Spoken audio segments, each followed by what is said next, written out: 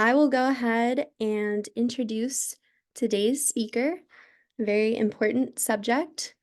So, Dr. Megan Gandy is a professor in the WVU School of Social Work and is the BSW program director. She has a diverse career spanning clinical, advocacy, and research work over 10 plus years each. With a background in clinical practice and activism, she engages actively in social justice initiatives.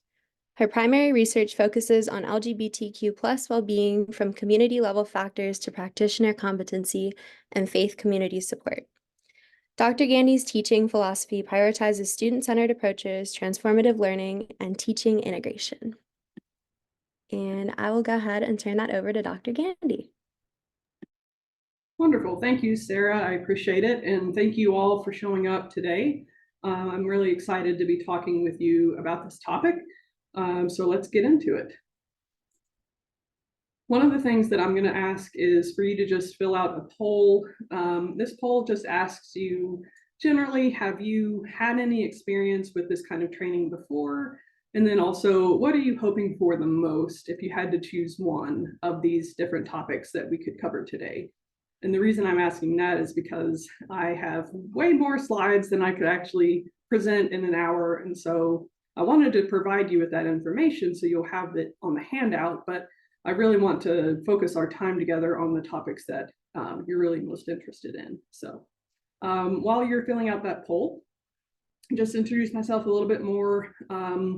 As Sarah said, I have a diverse experience with clinical experience, mostly in mental health treatment, both in the community and in psychiatric hospitals settings. I've also been a researcher and educator for over 10 years, about 12 years now, focusing on LGBTQ+ people's well-being. And one of the things that I've done throughout my career is advocacy and activism. And I've done that in 4 different states, basically every state that I've lived in.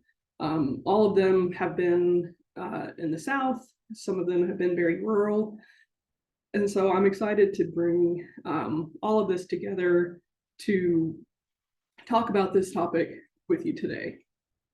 So let's see, it looks like we've got about 73% of you have completed the poll.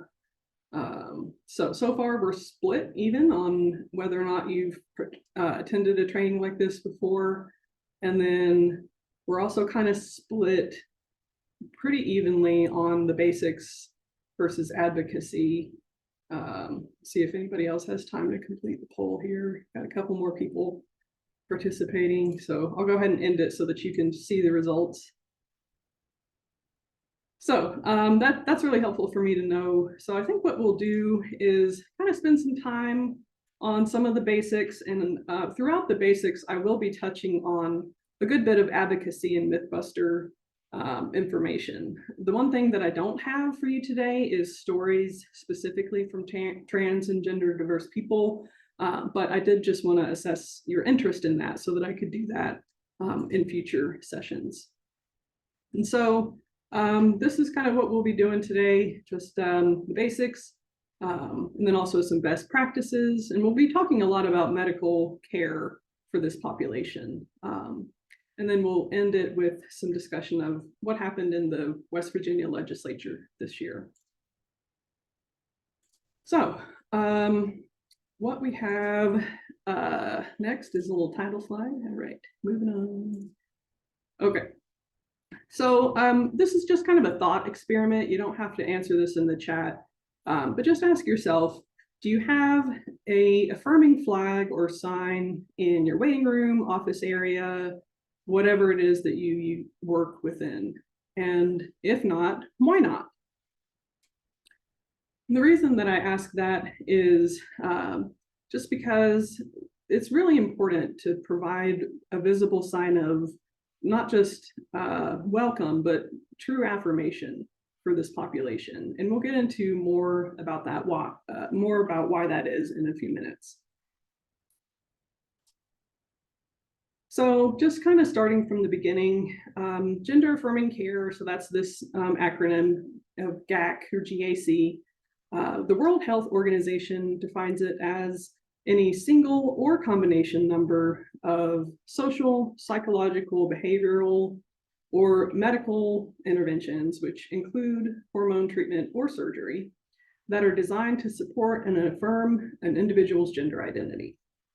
So we'll get into a little bit more about what all of these different aspects are. What are the social aspects, psychological aspects, behavior or medical aspects, and we'll talk about that in more detail here soon.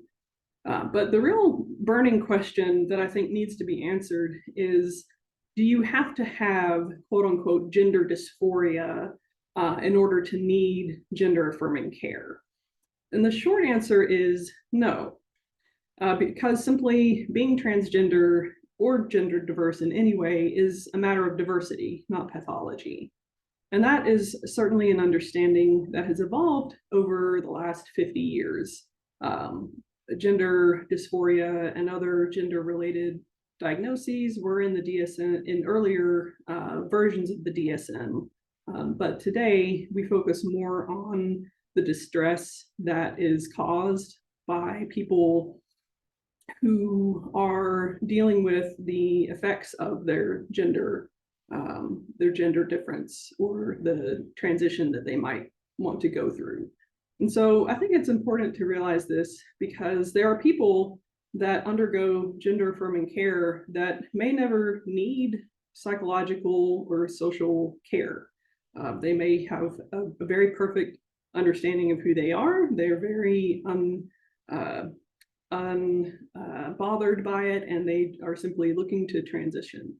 And I think that is something that is important for us to recognize, that gender diversity is diversity, not pathology.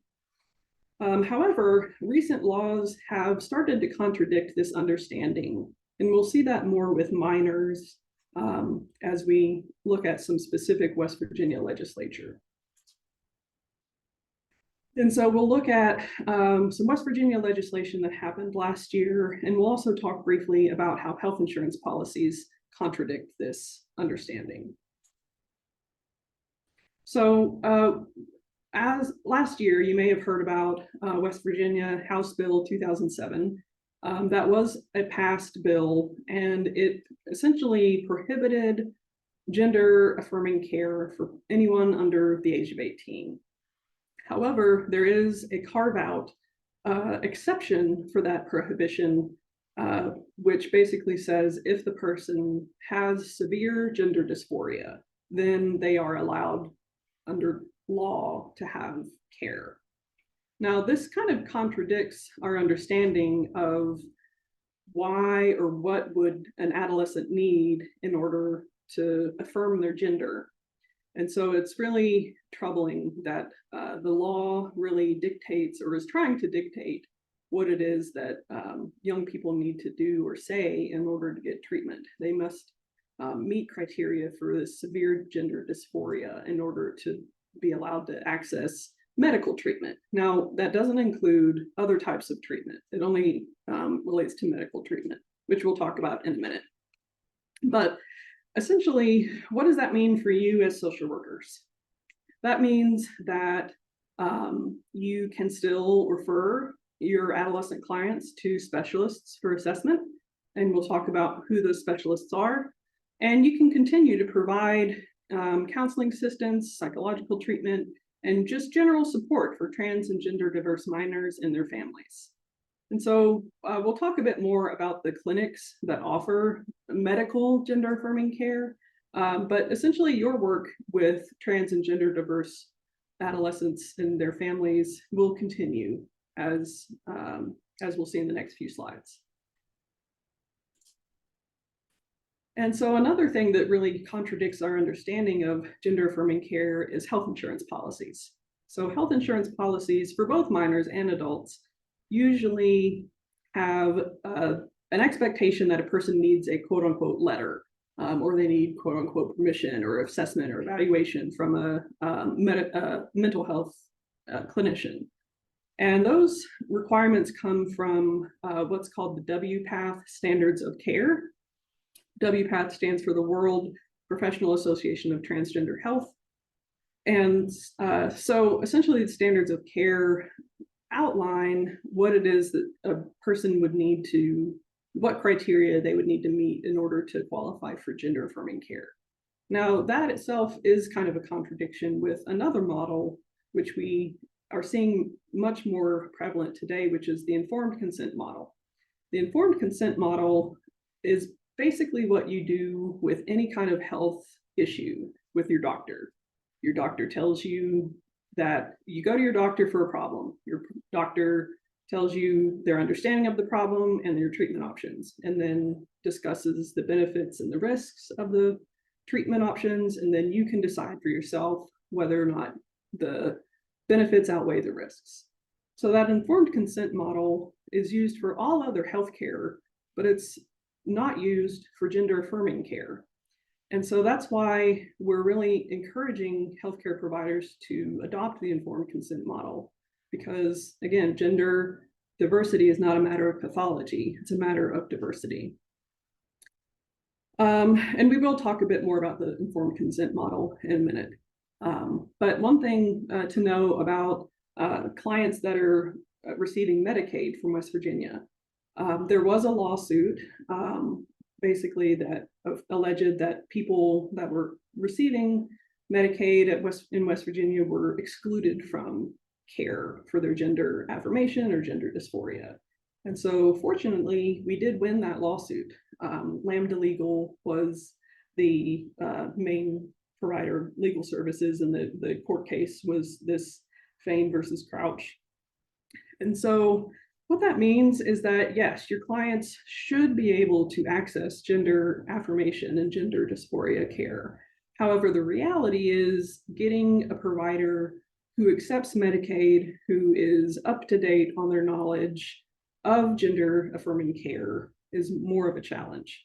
And that's why it's a good idea just to refer that person to one of the clinics, regardless of their insurance status, because the clinics will help them navigate and figure out a provider that is affirming.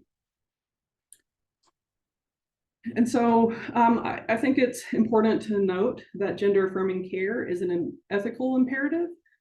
Social workers are obligated to uphold the NASW Code of Ethics. And right now, luckily, we're very grateful that we don't have any legislation that bars social workers from providing gender affirming care, but there are other states that do have that.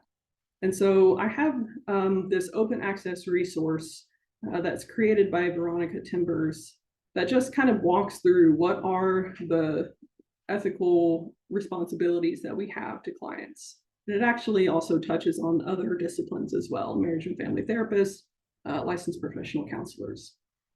So that's a nice open access resource you can use. And also just to note that NASW is very clear on their stance that gender affirming care saves lives. And so we should keep that in the forefront of our mind as we're working with this population.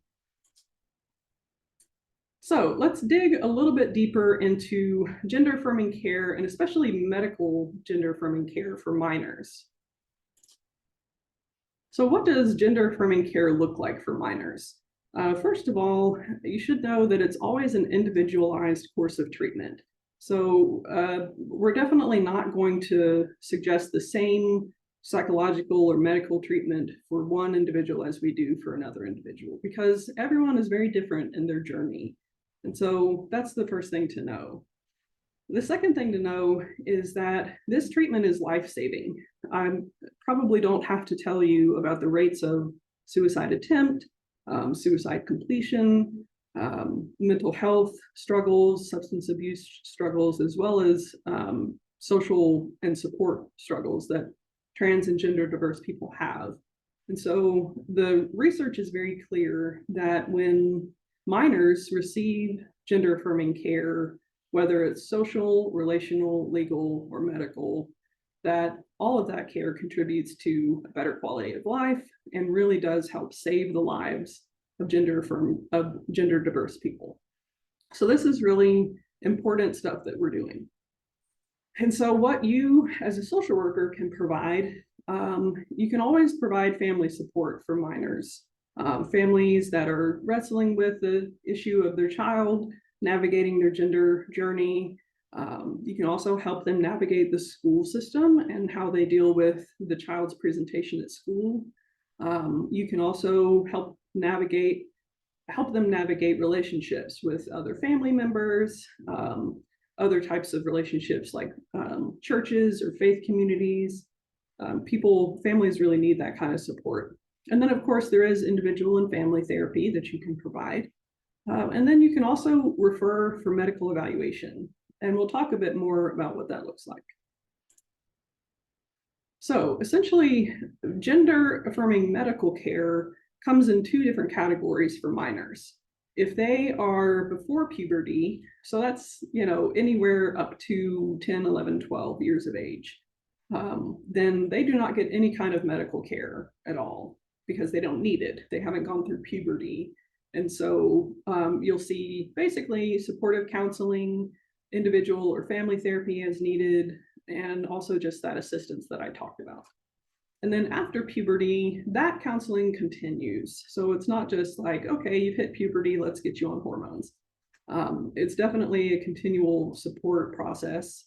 And then the person, at least in West Virginia, would be evaluated for severe gender dysphoria. And that is what would prompt medical treatment. And we'll talk a bit more about what that medical treatment looks like.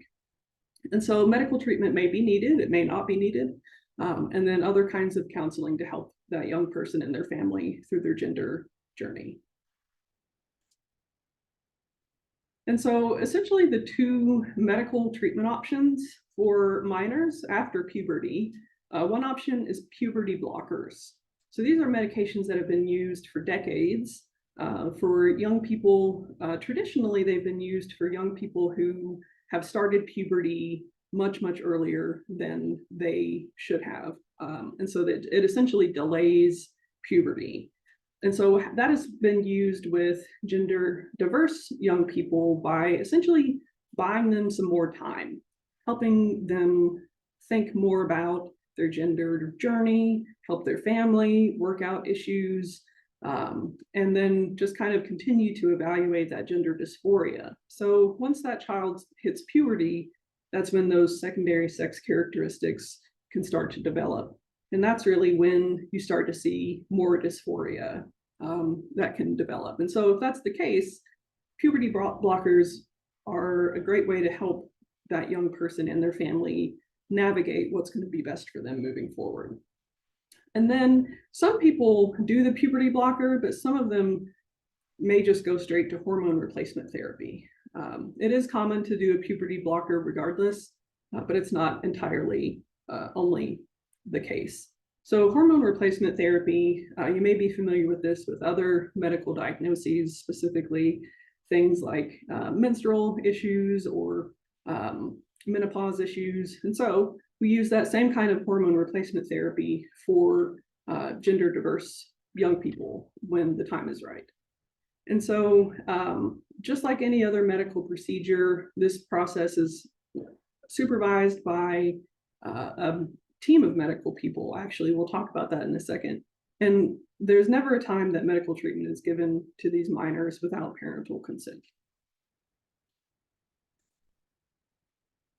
And so let's pause for a minute and think, is this safe? Is this something that's safe for these young people?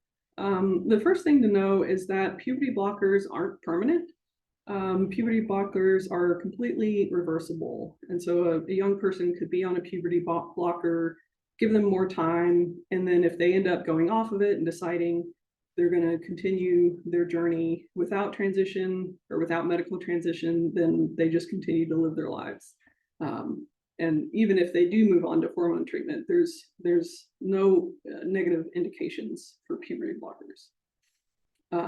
Another thing to know is that medications are never initiated until after that minor has begun puberty. So there's some misinformation out there about surgeries happening or other medications being given to children, and that's never happening before puberty. The other thing to know is that all of this treatment is highly scrutinized by various scientific groups and has been supported by every major medical and mental health organization. So that's American Association of Pediatrics, American Medical Association, American Psychological Association, NASW. So this kind of treatment is very well supported with good evidence.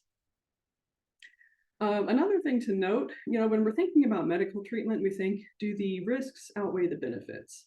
And with some gender diverse minors, we clearly see that the benefit is going to outweigh any risks that they may face. And that usually comes with lower odds of depression and suicide specifically. 73% of minors have lower odds of suicide when they have gender affirming care.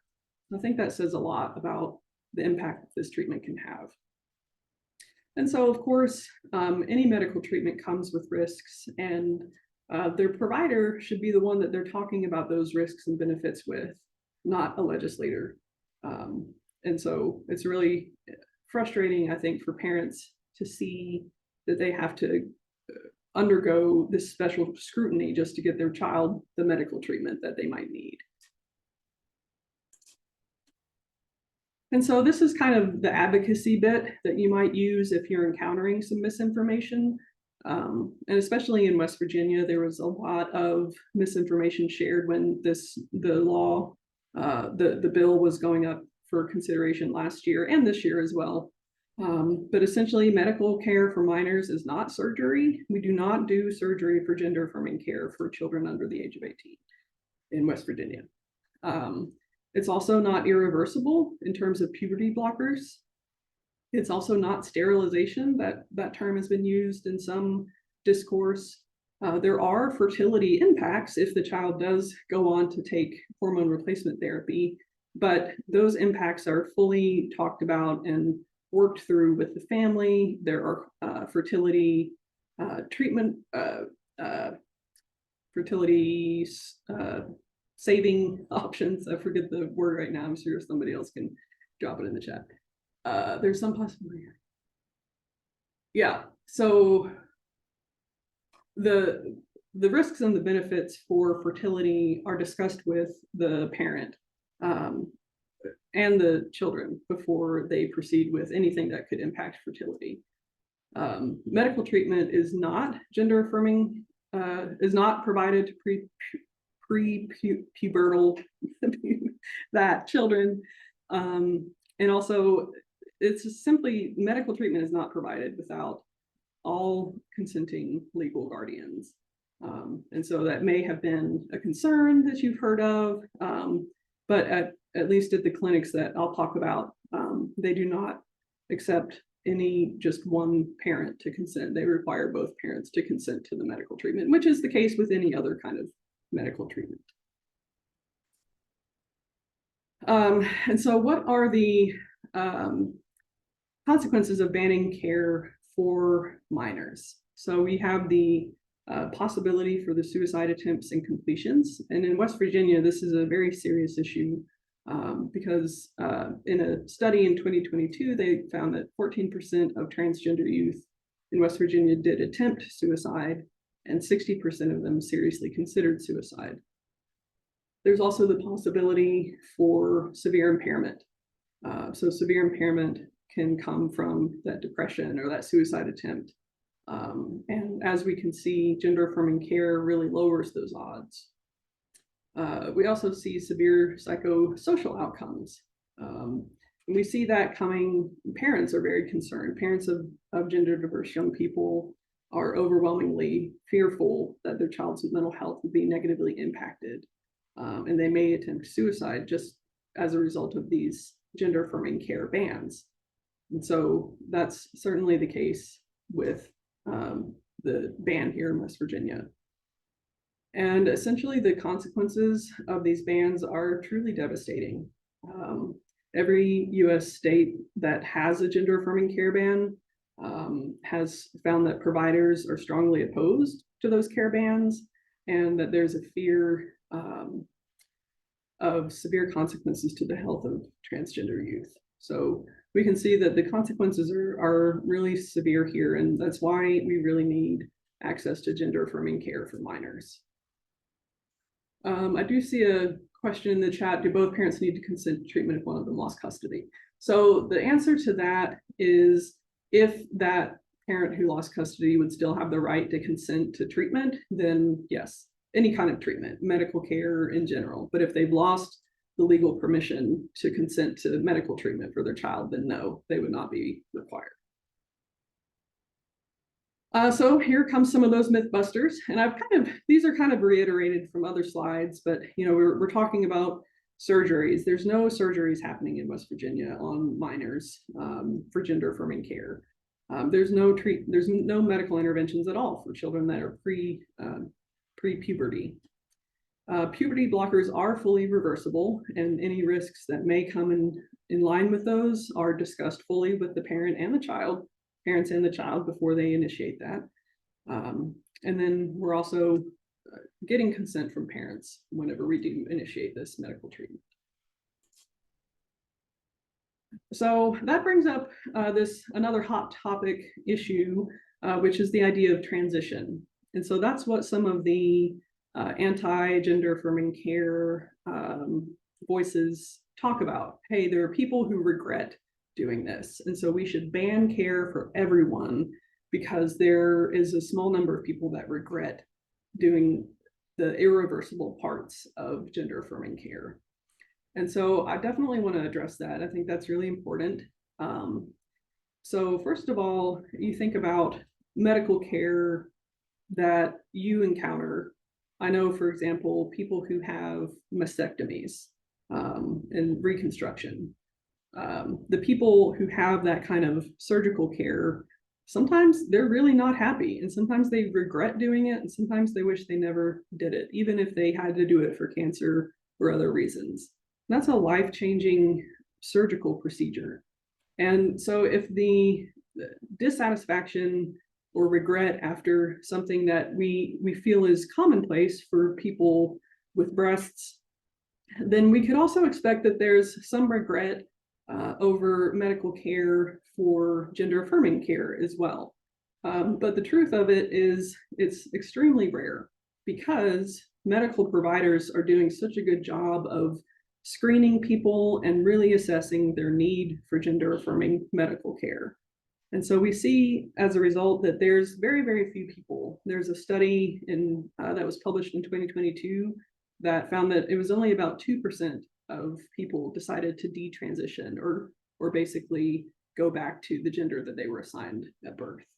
And we also see that regret is also very rare. Another study found that there was only 0.3% of individuals in that study were regretting the care that they got. So if you think about that on the other end, 98% of people are happy with the care that they got. How often do you get 98% of people to be happy about anything? So it's very clear that gender affirming care, when it doesn't work out for someone, is obviously a concern, and that's something that that person should discuss with their medical providers. But that's not a reason to ban care for everyone.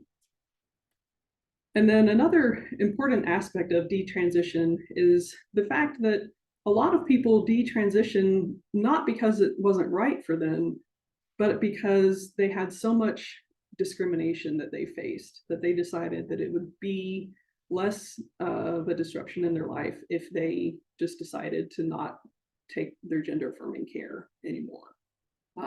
And so that's certainly something that's heartbreaking and something that we can work on in terms of the stigma and the advocacy that we need to do for gender diverse people. And so now we get to the process for gender affirming care, medical gender affirming care for minors in West Virginia. So there's 2 clinics in West Virginia that provide this service. There will be one more provider in the southern part of the state. But for now, you have WVU Medicine, which is located in Morgantown. They have their clinic once a week. And so if you refer to that clinic, your client will probably be seen pretty quickly. Marshall University, their clinic only happens once a month. And so they will certainly be seen, but it may take a little more time. And so this is not just one single doctor helping the families make this decision. This is a pediatrician. This is mental health clinicians, plural. This is all the legal guardians involved in minor's care. And the whole team evaluates this child over time for what kind of medical treatment they might need. It's not simply one person making this decision.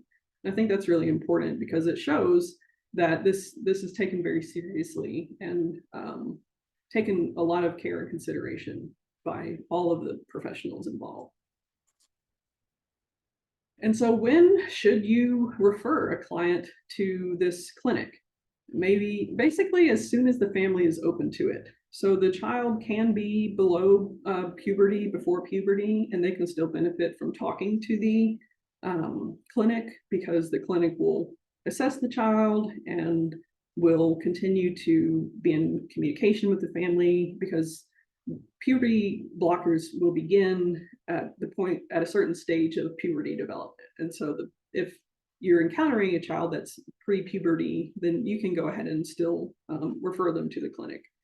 And another thing that the clinic is really good at is they're really good at triaging. So if you have somebody who's really high severity and high need and needs to be seen immediately, they're going to triage that person higher than the client who maybe they're pre-pubal and they're not ready to go on to medical treatment yet. So they essentially are able to triage where people might be needed to see. So yeah, any age is okay. And the family can be at any point in the process. Also, the family may say, oh, I'm not really sure if this is right for my child or not. They can talk to the clinic, as well as any family that's at any other stage of their decision-making process.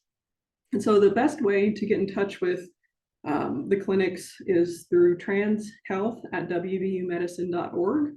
And that goes to a specific person who will help direct you to the clinic that's best for your client and other kinds of options that your client may need. So that's the email that you want to write down.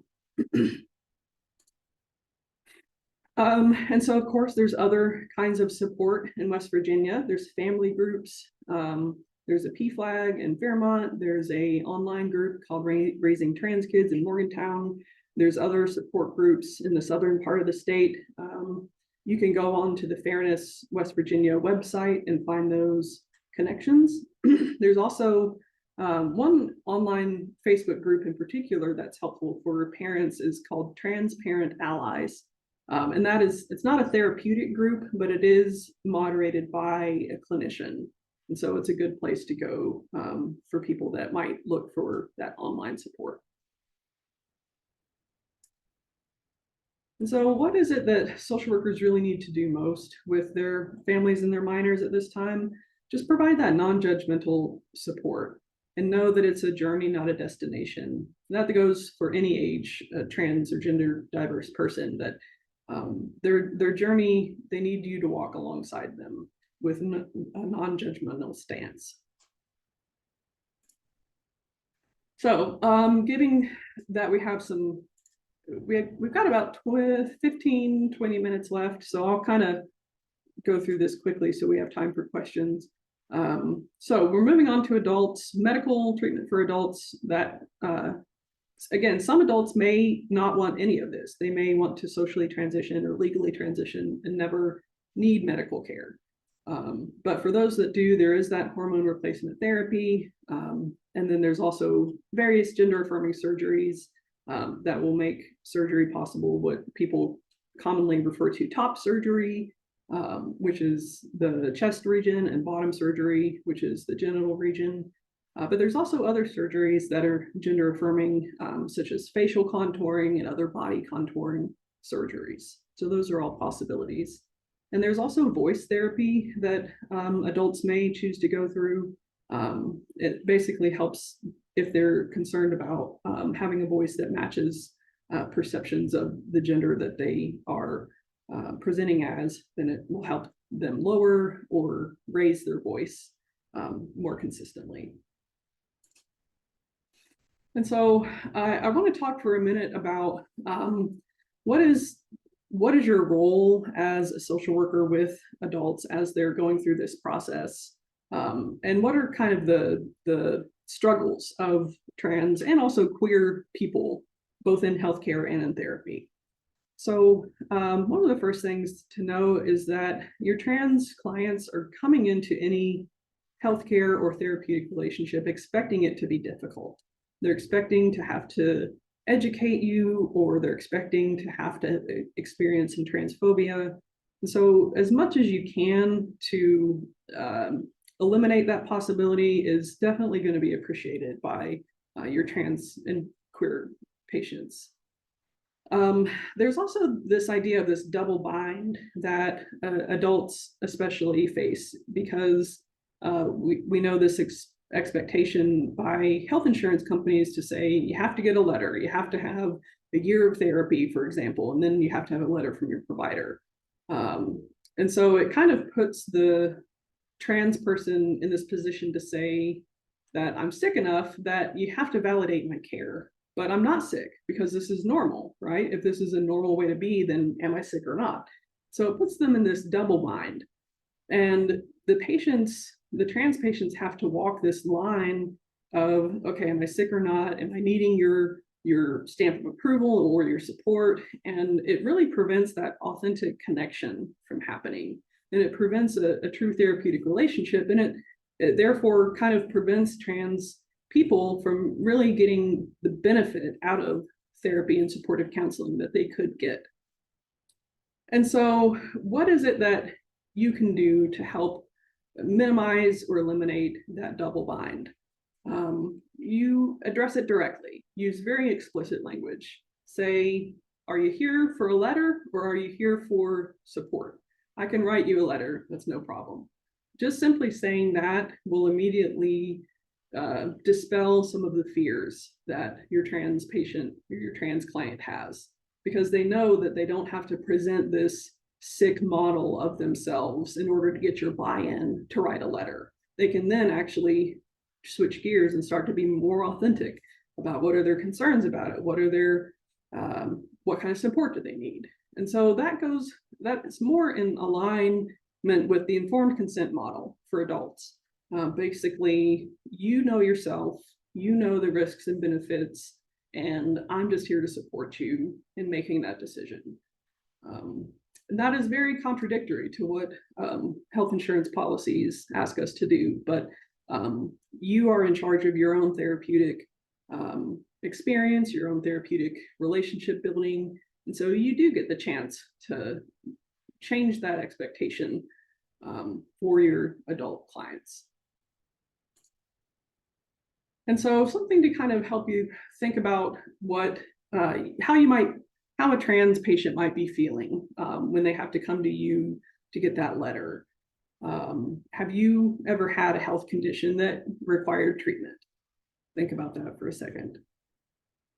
And then how did you navigate that decision? So who was there for you? Did you go and do research? Did you talk to multiple doctors? Did you talk to your family? What are the things that you did to really help you make that decision? Those are the things that trans and queer people do as well, especially trans people when they're considering medical treatment. And so they don't need another hoop to jump through to get to that care. They need your support. And the reality is, trans people in particular are facing lots of different challenges finding support in their lives. Trans people may have been rejected by their family, rejected by their loved ones. They may not have the kind of support that they would need to go through any kind of health situation, much less gender affirming care. And so knowing that, it's important that we as social workers can be that supportive person for trans adults as they go through their journey. And so just kind of reinforcing this idea of gatekeeping and why it's so harmful to the relationship. Essentially, if you are there to say, I'm going to assess your readiness for gender affirming care, then you've already lost a lot of the therapeutic relationship that you might have with your trans client, because it makes real therapy inaccessible. And so instead, you should be explicitly transparent. If you need a letter, I'll give you a letter. If you feel like the person isn't ready for gender affirming care, maybe ask yourself, is it that their psychopathology is being further triggered by their gender not being in alignment with their gender identity? Maybe that's the case, and often that is the case. The person, they might not feel ready to you, but they are ready, and the only thing holding them back is the lack of gender affirming care. Their body is essentially creating this kind of dysphoria. And so we actually see that a lot, that therapists kind of hold back on giving that letter. And that's where the gatekeeping is that we see. And the reality is there's so many trans and gender diverse people that are very familiar with all of the risks and benefits, and they know themselves, they've known themselves for years, and they're ready to get the treatment. And so jumping through these hoops is really hindering that therapeutic relationship.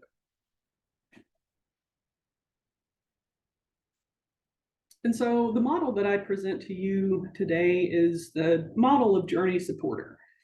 Basically, how do you help your trans client go through their journey? You want to make sure you're flagging for safety. And that just basically means you're giving those implicit and explicit flags that say, I'm not going to gatekeep you. I'm not going to say that I know yourself better than you do. So again, that's where you say, you need a letter? I'll write you a letter. Do you need support? I'll provide you with the support. But really relying on that informed consent, that adults are aware of the risks and benefits of treatment. And so I really want to encourage you all to consider that model because it's important for trans adults, especially. I have one story of a trans person. He was in his 40s he was in his 30s when he moved to West Virginia. And he had been on hormone treatment for 15 years, presenting as a man in public and fully living his life as a man. He changed over to insurance that was covered by his employer here in West Virginia. And of course, that insurance company said, well, you're a new client and we expect that all of our patients will go through 1 year of therapy before they get gender affirming hormones. So here this guy was, he's in his 30s, he's lived his life as a man, and he's facing having to go off of his hormones for the first time in his adult life, just because an insurance company said, well, these are the rules. And so that person actually had to go out of state and pay out of pocket to get their hormone treatment. And it's just a barrier. It's a barrier that shouldn't be there. And it's a barrier that is really detrimental to our trans and gender diverse patients. And so as much as you can to break down those barriers, that will be really meaningful to your trans patients. All right, so really quickly here, we'll kind of fly through the West Virginia legislation 2024. So West Virginia legislation in 2024, over 20 bills were introduced that were targeting LGBTQ plus populations. However, most of those did focus on trans and gender diverse citizens. Luckily, only one bill did become law this session. And so that's the one that we'll talk about in a second. So essentially that bill, in my opinion, is legislating an imaginary situation because the bill is legislating something that doesn't happen in West Virginia. So it essentially relates to gender markers on birth certificates. Currently, West Virginia does not offer non-binary gender markers on birth certificates, but the bill sponsor, Republican Delegate Chris Pritt, said he wanted to make sure that the state didn't start offering that option in the future. And so he was essentially legislating something that doesn't happen. And so that just becomes, one more barrier to living their authentic lives that trans and gender diverse people have here in West Virginia. It's a shame that this law was passed, but at the same time, there were some really harmful laws and bills out there that were introduced, and I, for one, am grateful that those laws did not continue through. However, the fight isn't over. there are more bills that could come up. Basically, even though the legislative session ended on March 9th, the legislators can introduce a bill during special sessions. That's what we saw happen in the abortion access situation. So essentially, the legislators were called to a special session to address the budget, and instead they addressed abortion access. And so we could see that happen in 2024 if there are special sessions. There typically are special sessions that happen. So keep your eye out for if those things happen. And of course, these bills will come up in 2025 and beyond. So if you want to have information about where to find action alerts, then you can follow Fairness West Virginia, ACLU West Virginia, and NASW West Virginia. Those are some good starting points for how to get that information. And I see your question in the chat. We'll get to that in just a second. So I just kind of want to end the conversation again, asking yourself, do you use this unequivocal language of support? And do you have those visible signs of acceptance? And if not, then you definitely need to reconsider doing that because it makes a big difference for trans and gender diverse people and people all across the LGBTQ plus spectrum. But don't stop there. Trans and queer folks need more than that. They need you to support them all across their journey. So that's my call to you all today. All right, I think we actually made it through all my slides. So yeah. I see one question in the chat. I'm wondering if a group of intersex West Virginians could lobby for the non-binary option for birth certificates and actually be listened to by legislators. That's a great question. I don't know the answer to that, but I think the first step could be to reach out to some of these lobbying groups, ACLU, Fairness, NASW, and just kind of talk through what would the strategy be, that which of the legislators would listen, and that kind of thing. Because you're right, non-binary option on birth certificates is really important. And so I'd love to see that happen in our state. Other questions?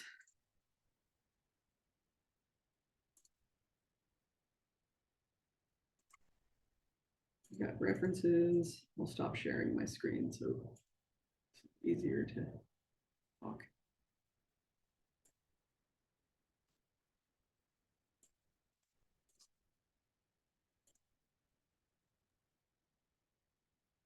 I did a question. Oh, sorry. I think it got lost in the chat. I was curious what the evaluation process looks like for determining if someone has severe gender dysphoria. Yeah, that's a great question.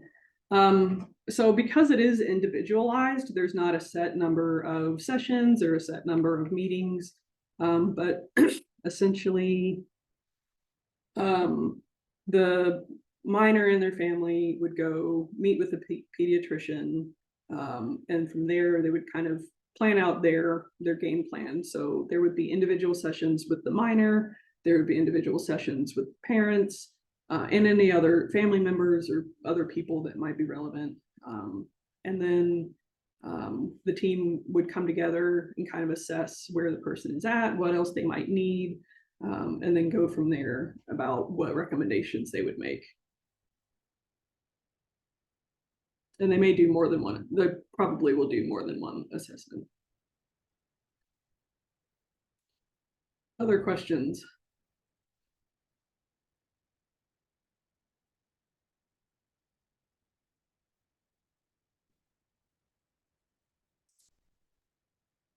I had to step out for a little bit. So if this was already in the presentation, please forgive me. But is there an evidence-based curriculum or just curriculum you would recommend for people wanting to start support groups? Like for people of, let's say, like teenage demographic? That's a great question. I don't have one off the top of my head, but I could do some research and get back to you on that. I would love that because would hate to try to spark something up without the right kind of foot holding. Yeah, that's understandable. If you want to email me, you can send that same question to me, and then I can look at what's out there and give you an answer. Absolutely. Thank you. Yeah, you're welcome. Any suggestions on addressing reluctance of high school personnel refusing to use names and pronouns? Yeah, that's a great question.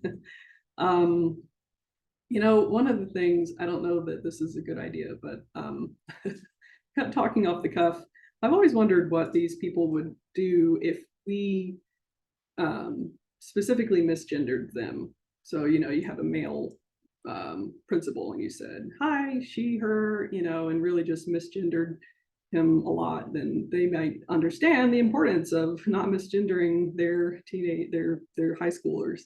I'm not recommending that. It's just a curiosity. If you do end up trying that, let me know how it goes. But we probably shouldn't be in the practice of intentionally misgendering people. But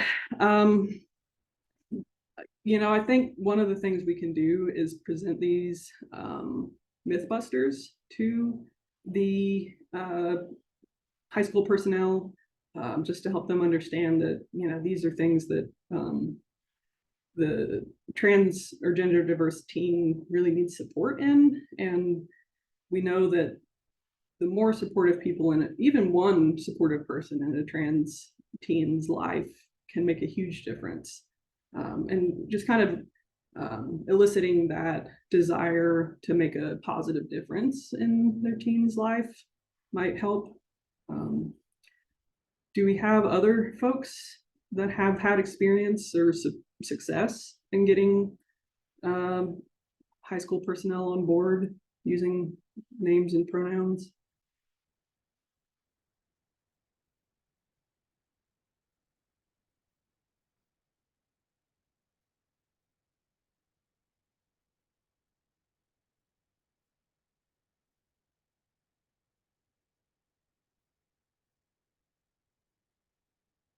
I don't hear anybody coming out immediately, but yeah, I think trainings like this can help all school personnel. Yeah, and I think the more you focus on those kind of misperceptions or mythbusters is good, because we know that the media is ripe and full of all of those misconceptions, misinformation. So the more you can put in your toolbox those specific mythbusters, the better it is.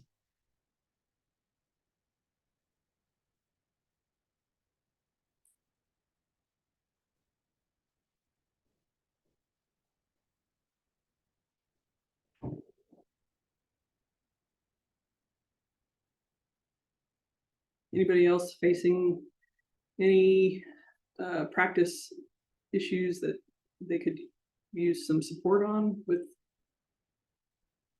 working with trans and gender diverse people?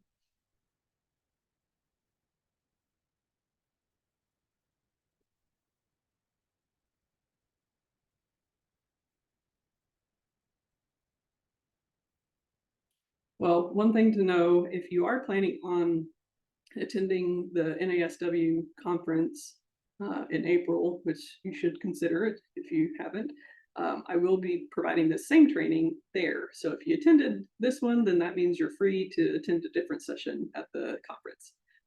And also, if you know somebody who missed this one, you can definitely tell them that I'll be presenting the same information at the conference. And I hope to see you there. I'll be at the WVU table here and there. So if you see me there, come up and say hi. I'd love to talk to you.